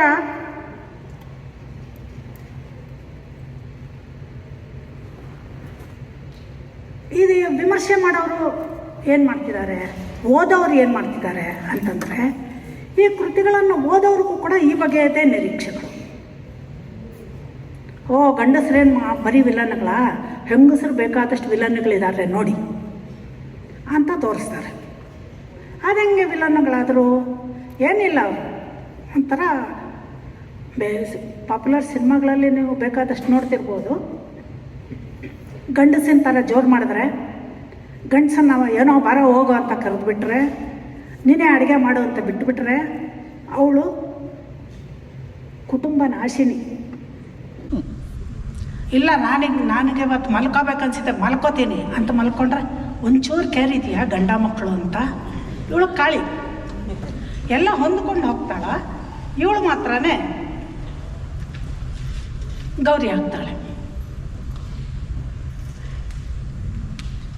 ಈಗ ಚದುರಂಗರ ಉಯ್ಯಾಲೆಯಲ್ಲಿ ಏನಾಯಿತು ಅಂತ ನೋಡಿ, ಅಥವಾ ತ್ರಿವೇಣಿಯವರ ಎಲ್ಲ ಕಾದಂಬರಿಗಳನ್ನು ತಗೊಳ್ಳಿ. ಆ ಉಯ್ಯಾಲೆಯಲ್ಲಿ ಆ ನಾಯಕಿಗೆ ಆದಂತಹ ನಿಜದ ಸಂವೇದನೆಗಳೇನು, ಅದನ್ನು ಅಭಿವ್ಯಕ್ತಿ ಮಾಡೋದಕ್ಕೆ ಅವಳಿಗೆ, ಅಂದರೆ ತನಗೆ ತಾನೇ ಹೌದು ನನ್ನೊಳಗೆ ಆಗ್ತಿರೋ ಸಂವೇದನೆ ಇದೆ ಅಂತ ಹೇಳ್ಕೊಳಕ್ಕೆ ಆಗದೆ ಅವಳು ತನ್ನ ಪ್ರೀತಿಯನ್ನು ಬಿಟ್ಕೊಟ್ಟಿದ್ದು. ಯಾಕೆ ಅಂತಂದರೆ ತನ್ನ ಸಂವೇದನೆ ಅಂತ ಗುರುತಿಸ್ಕೊಳ್ಳೂ ಇಲ್ಲ ಅವಳು, ಮತ್ತು ಇದು ನನ್ನ ಹಕ್ಕು ಅಂತ ತಿಳಿಲೂ ಇಲ್ಲ ಅವಳು. ತ್ರಿವೇಣಿಯವರ ಕಾದಂಬರಿಗಳನ್ನು ನೋಡಿ, ಆಕೆ ಮನೋವಿಜ್ಞಾನವನ್ನು ಆಧರಿಸಿ ವಿವರಿಸ್ತೀನಿ ಅಂತ ಹೇಳ್ತಾರೆ. ಆದರೆ ಆಕೆ ವಿವರಣೆ ಎಲ್ಲ ಏನು ಅಂತಂದರೆ ಫ್ರಾಯ್ಡರ ಮನೋವಿಜ್ಞಾನವನ್ನು ಅನುಸರಿಸಿರೋದು. ಫ್ರಾಯ್ಡ್ ಮನೋವಿಜ್ಞಾನ ಹೆಣ್ಣಿನ ಚಿತ್ತಸ್ವಾಸ್ಥ್ಯವನ್ನು ಹೇಗಪ್ಪ ಗ್ರಹಿಸುತ್ತೆ ಅಂತ ಹೇಳಿದ್ರೆ, ಅವಳಿಗೆ ಗಂಡಸಿನ ಶಿಶ್ನದ ಬಗೆಗಿನ ಯೋಚನೆ, ಗಂಡಸನ್ನು ಪಡೆಯೋಕ್ಕೆ ಆಗದೇ ಇದ್ದರೆ ಅಸ್ವಸ್ಥಳಾಗ್ತಾಳೆ, ಪಡೆದ್ರೆ ಸ್ವಸ್ಥಳಾಗಿರ್ತಾಳೆ. ಈ ಒಂದು ಅದಕ್ಕೆ ಫೆಮಿನಿಸ್ಟ್ಗಳು ಇದನ್ನು ಅವನನ್ನು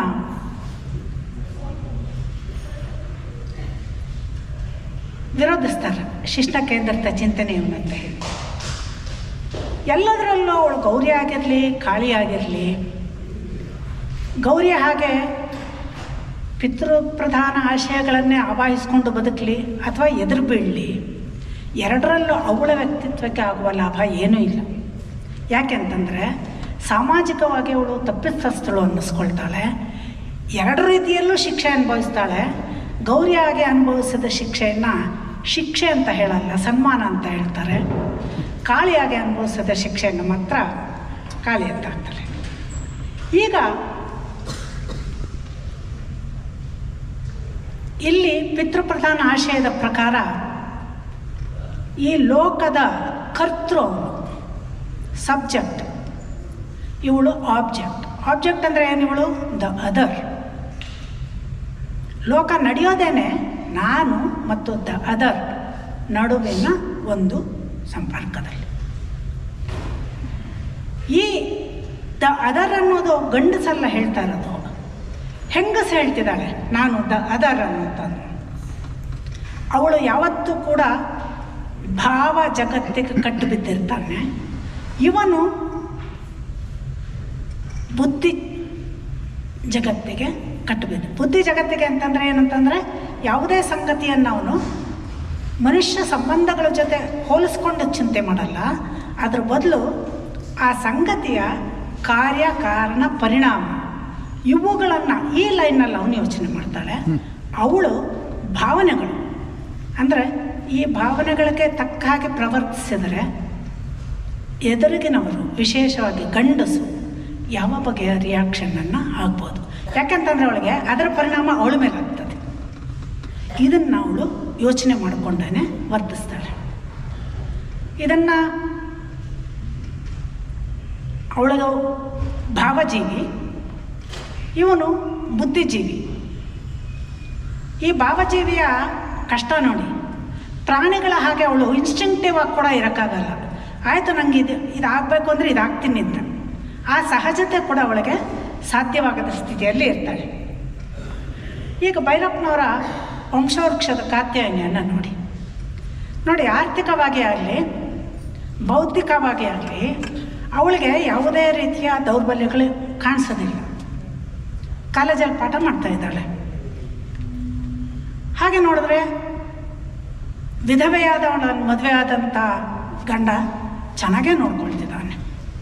ಬಟ್ ಇವಳಿಗೆ ಸರಣಿ ಗರ್ಭಪಾತಗಳಾಗ್ತದೆ. ಯಾತಕ್ಕೆ ಗರ್ಭಪಾತಗಳು?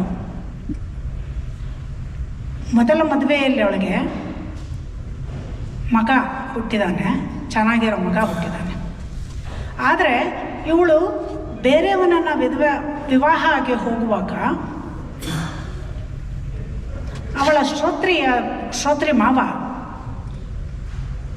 ಹೇಳಿದ್ರಂತೆ, ಮನೆ ಮುಂದೆ ಮಲ್ಲಿಗೆ ಬಳ್ಳಿ ಹಬ್ಬಿದೆ, ಹೂ ಬಿಟ್ಟಿದೆ, ಈ ಬಳ್ಳಿಯನ್ನು ಇನ್ನೊಂದು ಕಡೆ ತೊಗೊಂಡೋಗಿ ನೆಟ್ಟರೆ ಹೂ ಬಿಡೋದಿಲ್ಲ ಅಂತ. ಅವಳ ಮನಸ್ಸಿನಲ್ಲಿ ಈ ಟ್ರೈನಿಂಗೇ ನಿಂತಿರೋದು. ಅಲ್ಲಿ ನೆಟ್ಟ ಬಳ್ಳಿಯನ್ನು ಇಲ್ಲಿ ಕಿತ್ಕೊಂಬಂದು ನೆಟ್ಟರೆ ಹೂ ಬಿಡೋದಿಲ್ಲ ಅಂತ. ಈ ತೊಳಲಾಟದಲ್ಲಿ ಅವಳಿಗೆ ಗರ್ಭಗಳು ನಿಲ್ಲೋದಿಲ್ಲ.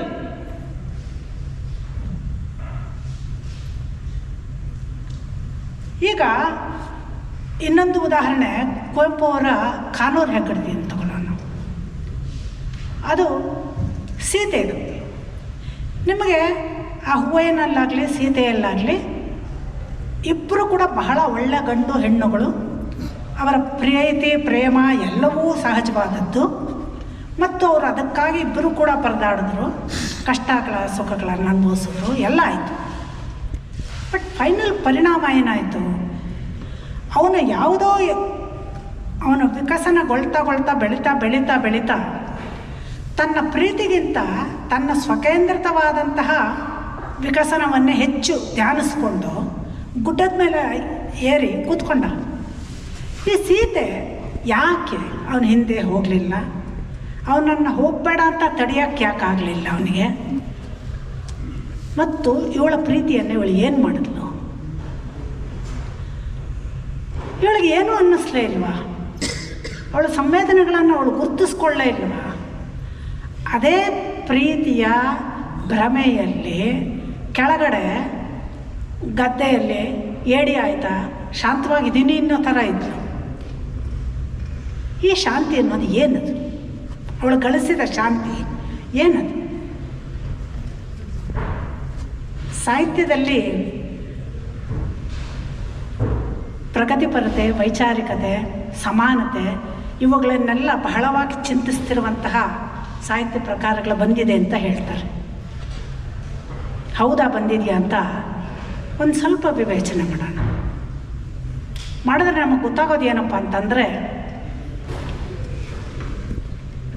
ಆ ಥರದ್ದು ಇಲ್ಲವೇನು? ಯಾವುದನ್ನು ನಾವು ಪ್ರಗತಿಪರತೆ ಅಂತ ಇದ್ದೀವಿ, ಯಾವುದನ್ನು ವೈಚಾರಿಕತೆ ಅಂತ ಇದ್ದೀವಿ, ವಿಶೇಷವಾಗಿ ಯಾವುದನ್ನು ಸಮಾನತೆ ಅಂತ ಇದ್ದೀವಿ. ಪ್ರಗತಿಪರತೆ, ವೈಚಾರಿಕತೆ, ಸಮಾನತೆ ಅನ್ನೋದೆಲ್ಲನೂ ಆರ್ಥಿಕ ವಿಚಾರದಲ್ಲಿ, ಬೌದ್ಧಿಕ ವಿಚಾರದಲ್ಲಿ ಸ್ವಲ್ಪ ಮಟ್ಟಿಗೆ ಹೌದು ಅಂತ ಅನ್ಬೋದು. ಆದರೆ ಹೆಣ್ಣು ಗುಣ ಗಂಡು ಗುಣ ಅನ್ನೋದರ ಫಿಕ್ಸೇಷನ್ ಇದೆಯಲ್ಲ, ಇದನ್ನು ನಾವು ಎಲ್ಲೂ ಜಾಸ್ತಿ ಚಿಂತೆ ಮಾಡೋಕ್ಕೆ ಹೋಗೋದಿಲ್ಲ. ಲೈಂಗಿಕ ಸಂಬಂಧಗಳ ಬಗ್ಗೆ ಸಮಾನತೆ ಏನು ಅನ್ನೋದ್ರ ಬಗೆಗೆ ಯೋಚನೆ ಮಾಡೋಕ್ಕೆ ಗಂಡಸರಷ್ಟೇ ಅಲ್ಲ, ಹೆಂಗಸರೂ ಸಿದ್ಧವಿಲ್ಲ. ಇದನ್ನು ಬೆಲ್ಲೋಕ್ಸ್ ಹೇಳ್ತಾರೆ. ಈ ಗಂಡು ಪಿತೃಪ್ರಧಾನತೆ ಆಶಯದ ಗಂಡು ಒಂದು ಏನು ಚಿತ್ರ ಇದೆ, ಪುರುಷ, ಈ ಪುರುಷ ಶಕ್ತಿ ಒಂದು ಕಲ್ಪನೆ ಹೆಂಗಸಿನಲ್ಲಿ ಎಷ್ಟು ಉಳ್ಕೊಂಡಿರುತ್ತೆ ಅಂತಂದರೆ, ಈ ಪೌರುಷವನ್ನು ಅವನು ಸಾಕಷ್ಟು ತೋರಿಸ್ಬೇಕು. ತೋರಿಸದೆ ಹೋದರೆ ಅವನು ದುರ್ಬಲ ಗಂಡಸು ಅಂತ ಅನ್ನಿಸ್ಕೊಂಡ್ಬಿಡ್ತಾನೆ. ಆ ದುರ್ಬಲ ಗಂಡಸನ್ನು ಹೆಂಗಸರು ಇಷ್ಟಪಡಲ್ಲ. ಹೊಡೆದ್ರೇನು ಬಡಿದ್ರೇನೋ ನಾನು ಚೆನ್ನಾಗಿ ನೋಡ್ಕೋತಾನೆ ಅವನು. ಈ ಲೆವೆಲ್ಗೆ ಬಂದಿದ್ದೀವಿ ನಾವು. ಅಂದರೆ ನಮ್ಮ ವ್ಯಕ್ತಿತ್ವವನ್ನು, ನಮ್ಮ ಜಾಗೃತೆಯನ್ನು ಕಂಡುಕೊಳ್ಳದ ಸ್ಥಿತಿಯಲ್ಲಿ ಆಗುವಂಥದ್ದಿದು. ನಾವು ಸಾಹಿತ್ಯದಲ್ಲಿ ಈ ಜಗತ್ತನ್ನು ಅತ್ಯಂತ ಸಮರ್ಥವಾಗಿ ಎದುರಿಸ್ತೀನಿ, ಒಂಟಿಯಾಗಿ ನಿಂತು ಎದುರಿಸ್ತೀನಿ ಅನ್ನೋಂಥ ಹೆಂಗಸರನ್ನು ನಾವು ಏನಂತ ಗ್ರಹಿಸ್ತೀವಿ. ಈಗ ಅಕ್ಕಮಹಾದೇವಿಯನ್ನು ಏನಂತ ಗ್ರಹಿಸ್ತೀವಿ? ಅಕ್ಕಮಹಾದೇವಿಯನ್ನು ನಾವು ಹೇಗೆ ಕಲ್ಪಿಸ್ತೀವಿ? ಆಕೆ ತನಗೆ ಅಪ್ಪ ಅಮ್ಮನ ಒಟ್ಟಿನಲ್ಲಿ ಸಮಾಜ ಆಯ್ದು ಕಟ್ಟಿದ ಗಂಡನ್ನು ನನಗೆ ಈ ಗಂಡು ಬೇಡ ಅಂತ ಹೋದ್ಲು. ಅಂದರೆ ಆ ವಿವಾಹವನ್ನು ದಾಟಿ ಮೀರಿ ಹೋದ್ಲು. ಮತ್ತು ಇನ್ನೊಂದು ಆಯ್ಕೆಯನ್ನು ಅವಳು ಮಾಡಬೇಕಾದ್ರೆ ವಾಸ್ತವ ಬದುಕಿನೆಲ್ಲ ಮಾಡೋಕ್ಕಾಗಲಿಲ್ಲ ಅವಳಿಗೆ. ಕಾಲ್ಪನಿಕವಾಗಿ ಅವಳು ಚೆನ್ನಮಲ್ಲಿಕಾರ್ಜುನನ್ನು ಇದು ಮಾಡಿಕೊಂಡ್ಳು. ಇಷ್ಟೆಲ್ಲ ಆಗೇನೂ ಅನುಭವ ಮಂಟಪದಲ್ಲಿ ಬೇರೆ ಗಂಡಸರೆಲ್ಲ ಅದು ಏನೇನೆಲ್ಲ ಯೋಚನೆ ಮಾಡಿದ್ರು ಅಕ್ಕ ಮಹಾದೇವಿಗೆ 3 ಹೊತ್ತು ಪ್ರಶ್ನೆ ಬಂದಿದ್ದೇನೆ. ಏನು, ಹೇಗಿದೆಯಾ, ನಿನ್ನ ಲೈಂಗಿಕ ಸ್ವಾತಂತ್ರ್ಯದ ಬಗೆಗಿನ ಪ್ರಶ್ನೆ. ಅದೆಲ್ಲವನ್ನು ನಿಭಾಯಿಸ್ಕೊಂಡು ಕೊನೆಗೆ ಅವಳಿಗೆ ದಕ್ಕಿದ್ದೇನು? ಚೆನ್ನಮಲ್ಲಿಕಾರ್ಜುನನ್ನು ಹುಡುಕೊಂಡು ಬಯಲಲ್ಲಿ ಶೂನ್ಯವಾಗಬೇಕಾಯ್ತೆ ಹೊರತು ಅವಳು ಸಾಮಾಜಿಕವಾಗಿ ಗಳಿಸಿದ್ದು ಏನೂ ಇಲ್ಲ. ಕಾರಂತರ ಕಾದಂಬರಿಗಳ ನಾಯಕಿಯರನ್ನು ನೋಡಿ, ವಿಶೇಷವಾಗಿ ಮರಳಿ ಮಣ್ಣಿಗೆ ನಾಯಕಿಯರನ್ನು ಗಂಡಸರು ಯಾರು ತಗೊಳ್ದೇ ಇರೋ ಜವಾಬ್ದಾರಿಯಲ್ಲಿ ಒಂಟಿಯಾಗಿ ನಿಭಾಯಿಸ್ತಾರೆ. ಹೆಂಗಸಿನಲ್ಲಿ ಧಾರಣಾಶಕ್ತಿಯನ್ನು ಬೇಕಾದಷ್ಟು ಹೊಗಳಿದ್ರು ಕೂಡ ಅವಳಿಗೇನು ಸಿಕ್ತು, ಅವಳ ಬದುಕು ಏನಾಯಿತು ಅನ್ನೋದ್ರ ಬಗೆಗೆ ಎಲ್ಲೂ ವಿವೇಚನೆ ಆಗೋದಿಲ್ಲ. ಹೆಂಗಸು ತನ್ನ ಸಾಮರ್ಥ್ಯವನ್ನು, ತನ್ನ ಭಾವನೆಗಳು ಸಂವೇದನೆಗಳಾಗಿ ವಿಕಸನಗೊಳ್ಳಬೇಕಾದ್ರೆ ಮಧ್ಯದಲ್ಲಿ ಬುದ್ಧಿ ಸಾಮರ್ಥ್ಯ ಅನ್ನೋದು ಕೆಲಸ ಮಾಡಬೇಕು. ಪಿತೃಪ್ರಧಾನತೆಯ ಟ್ರೈನಿಂಗಲ್ಲಿ ಈ ಬುದ್ಧಿ ಸಾಮರ್ಥ್ಯವನ್ನು ಸ್ಥಗಿತಗೊಳಿಸಲಾಗಿದೆ. ನಾವು ಸ್ಕೂಲು ಕಾಲೇಜುಗಳಲ್ಲಿ ಕಲಿಯುವ ಬುದ್ಧಿ ಸಾಮರ್ಥ್ಯ ಅಲ್ಲ, ನಮ್ಮನ್ನು ನಾವು ನೋಡಿಕೊಳ್ಳುವ ಸಾಮರ್ಥ್ಯವನ್ನು ಸ್ಥಗಿತಗೊಳಿಸಲಾಗಿದೆ. ಈ ಸ್ಥಗಿತಗೊಳಿಸಿರೋದನ್ನು ನಾವು ಲಿಫ್ಟ್ ಮಾಡಬೇಕು. ಈ ಬುದ್ಧಿ ಸಾಮರ್ಥ್ಯವನ್ನು ನಮ್ಮ ಪ್ರೀತಿ, ನಮ್ಮ ಅರಿವು ಗುರುತಿಸಿಕೊಳ್ಳೋದ್ರ ಕಡೆಗೆ ಜಾಗೃತಗೊಳಿಸಿಕೊಳ್ಬೇಕು.